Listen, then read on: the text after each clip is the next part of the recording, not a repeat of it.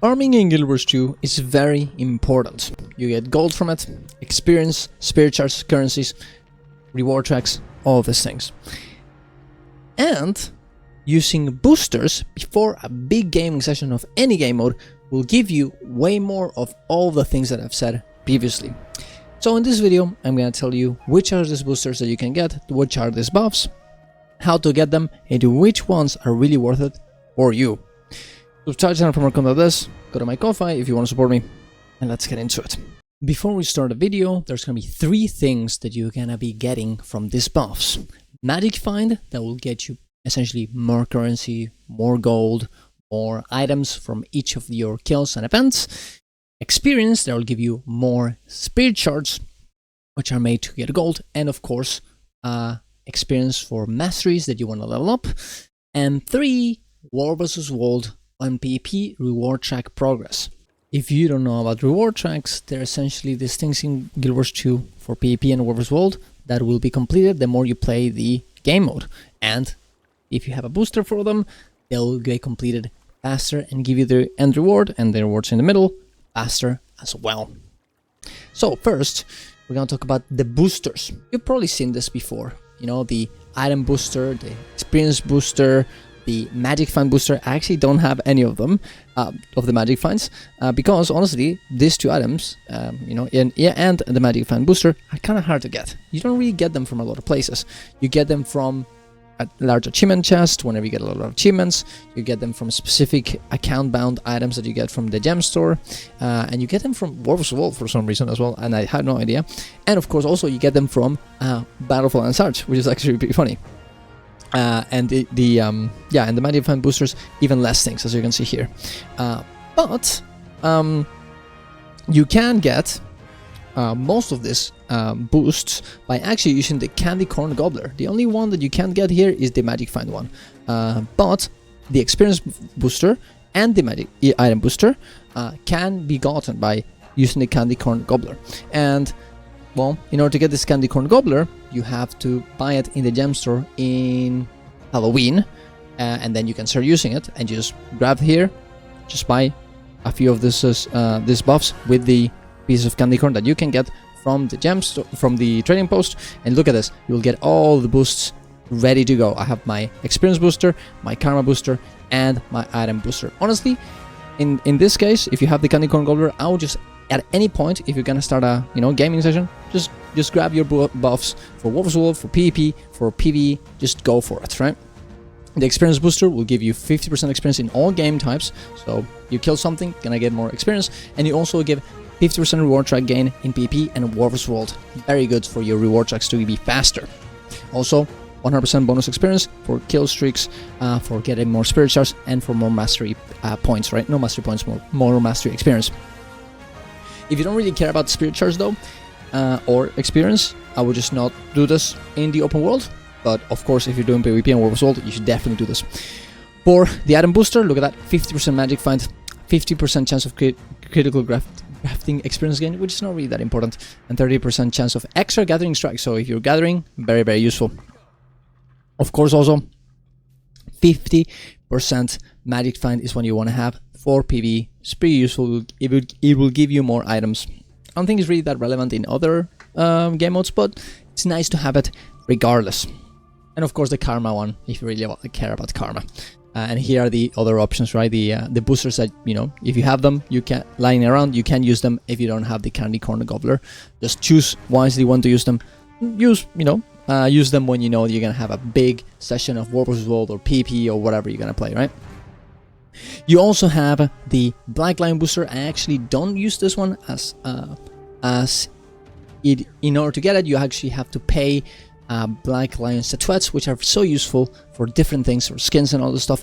Wasting them on Black Lion boosters is not really worth it. You also have the celebration boosters here, which are very, very useful, and the birthday booster. Both do the same thing, just the celebration booster is 1 hour and the birthday booster is 1 day. These are only gotten by your character's birthdays that happen every year, and you'll get a few of each, right? This will give you 100% boost to Magic Find, Warlord's World rank gain, experience from kills, and gold from kills. So honestly, and 10% bonus of PP and Warlord's World reward progress. So pretty good. You probably just want to use this at any point in any type of game mode. It will be very, very useful. You also have the Snowflake Gobbler that will give you a different buff than the Candy Corn Gobbler. This one you will need to buy it in Winter's Day, or you can actually use it and buy it in Dragon Bash. You'll get another one, the Saitanfi or whatever, Saitanafi Gobbler. It's essentially the same Gobbler, just uses a different currency. The Snowflake one is a bit cheaper though, so definitely prioritize this one. And this will give you a bit of a buff. Look at that, 25% experience from kills, 25% gold from kills, which is not really useful, but the experience from kills, if you care about you know, spirit charts, definitely good. 25% reward track again in PP and Warlord's World, very useful for PP and Warlord's World. Definitely you want it for a big session, and it's super easy to use. Next one is going to be food and utilities. Now, I don't know if you know this, but any type of food will give you 15% experience buff. So if you go here and you go to other and then food effects, you can just go for the easy, you know, for the cheapest one. So basically, look at that, 4 copper, 45 minutes of 15% experience from kills. Very, very useful. Now, ideally, instead of that, you actually want your actually, before that, if you don't care about the experience, you can go for the Magic Find one, which is the chocolate Omnom Berry one. Chocolate Omnom Berry, where is it? Oh god, I had it. There we go. The Chocolate Omnom Berry Cream. This will give you 40% Magic Find while under the effects of a boon, and it'll also give you 10% experience from kills if you care more about the Magic Find. Now, it all depends on you, but if you want both and you want the best of both worlds, get any ascended food, and you will get both. You will get a lot of experience, and a lot of Magic Find. I usually use the birthday cake.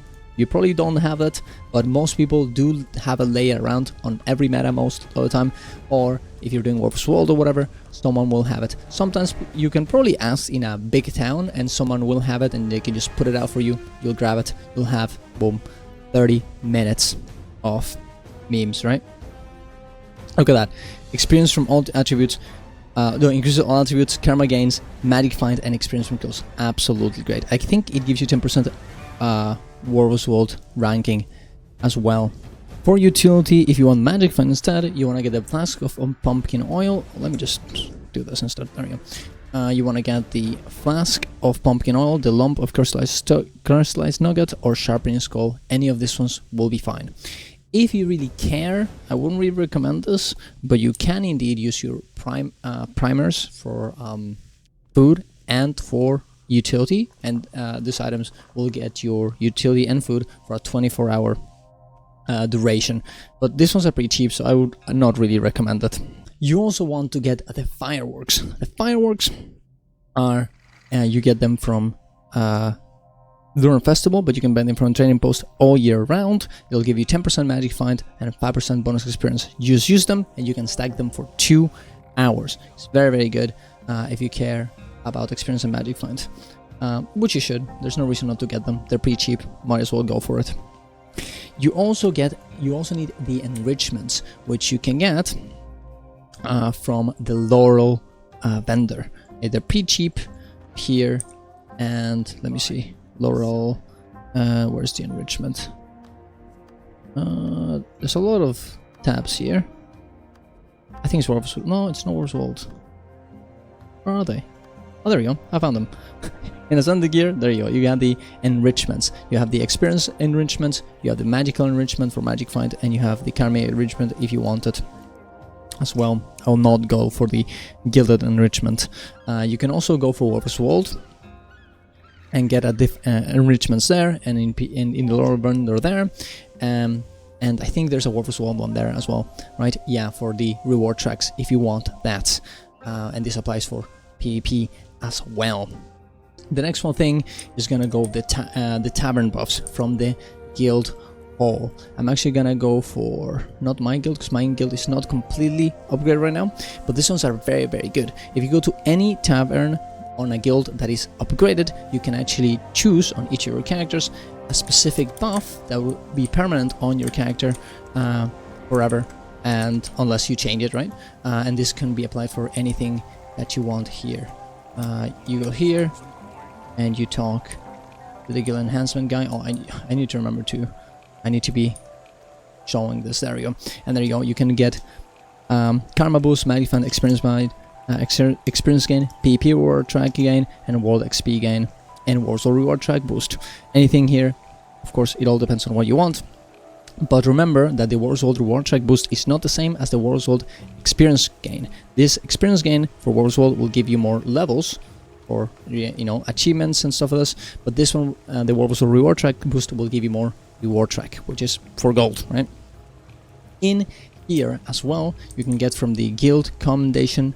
You go to the guild commendation trader, as you can see here, and you can get all of these ones, right? You want to get, honestly, the hero one is the best one. You can get all of them together as well if you want to. But yeah, as long as you get the hero one, you will get everything, right? The swiftness, well, I guess swiftness doesn't matter. The magic find banner boost, the guild banner boost, the guild gathering banner boost, and you also have the guild and karma experience boost for the rest, right? Now, all of these buffs that we talked about will apply more or less for PvE, for PvP, and for War vs. World.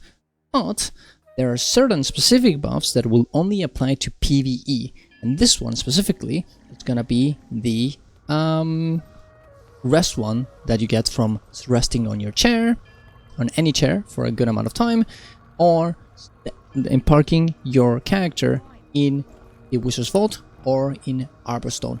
Both will give you an experience buff that will last for a long time. I would just recommend you to leaving your, every time you log out, leaving your characters in Arborstone or Wizard's Vault, and it'll give you this buff here. Where is it? Where's my buff? I have a lot of buffs. There, we have a lot of things going on here. I should have it. I was resting here before. I guess the time has passed.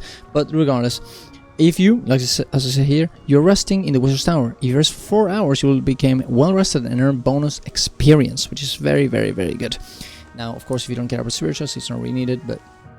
And you also should go for your daily heart in the training grounds. If you do this heart, and it's very, very fast, you can actually see how I do it very fast in another video, you will get a good amount of experience and magic find, and it will last for a good amount of hours as well. It will give you the enlightenment bonus for 6 hours, look at that, and it will give you 6 hours of 20% experience gain and 10% magic find. That stacks with everything we talked about. If you want to also, if you talk to the same monastery training person here, you can actually purchase another buff for a bit more experience that will last for around I think it's 30 minutes, but it's definitely worth, as it's only a few karma, and there's no reason to not get it, to be honest. And here's what it is. You just talk to this, you just do the training session here. Ideally you do the jumping puzzle on that hill here, the CC here, and the combo field one there, and you then talk to this guy and you will get the buff. Very, very good. Definitely should be doing this before you start a training session. The other thing that you want to do are the Living World Season 4 buffs. There are certain zones in Living World Season 4, actually not all of them, that will give you a bonus experience and karma as well from doing everything in the map. These places, in order to get this buff, you have to go and talk to the main vendor NPC of the zone. This one, it'll have this volatile magic collector symbol on each of the zones, and if you talk to them, you can buy, I actually have everything on this one, but you can get karmic retribution and something like empowerment or whatever. The empowerment one will give you experience buff, look at that, empowerment, 30% bonus experience of everything I do. This is very, very good. And of course also karmic retribution, killing enemies awards bonus karma. But the thing is about this one specifically is you don't really care about the karma. You care about the fact that because you're getting karma, you actually the loot table kind of changes, and it makes it so it's more likely for you to get more volatile magic, which is very, very profitable. Therefore, you want to have the level 1 Card Maker Division at least, in order to make everything in this map, or any Living Room Season 4 map, more profitable. Only do this in maps that you actually go to every time, right? If you do Palawan a lot, definitely do it on Domain of Istan. If you go to Oil Flows a lot, go to Thunderheart Peaks and buy it there. If you do Dragonfall a lot, for the love of God, get this. It will be a game changer. And of course, if you care about Spirit Shards like I do, get the Empowerment. Is insanely good. But yeah, that's about it. We also have certain specific items that you can get from the festivals. If you search for here, you know, for example, if you go to food, you'll see that certain foods can only be applied in, can only be used in Lunar Festival. Look at that, 25% mag defense during Lunar New Year. But that's only during Lunar New Year. It cannot be used in other situations. And you can actually see this list in the Gears to Experience one. You can see the Lucky Firecracker can only be used in the festival, but it gives you way more of a, you know, a 10% bonus experience, right? The Winter's Blessing also gives you 10% experience and bonus karma. You can only get it in Winter's Day. This, you know, if you know that this you're in a festival and you want this buff, definitely go get it, but this will only be during those festivals specifically, right? There's also certain you know, certain buffs that happen every, you know, when there are big events like Call of the Mist, Call of the War. But this one's you don't have to do anything about. They'll just be on your bar regardless all the time, right? But look at this. Look at everything we've gotten. Look at our huge bar. Which only, not even, you know, with having actual buffs that we would apply, like boons and stuff like this. Look at, and, you know, profession skills or traits. This is just from big buffs that we have. And I actually didn't even got everything because I didn't want to waste my items, but I could have gotten the birthday boost and everything, and I didn't, and it could be even bigger. Honestly, let's do it here just for a bigger bar.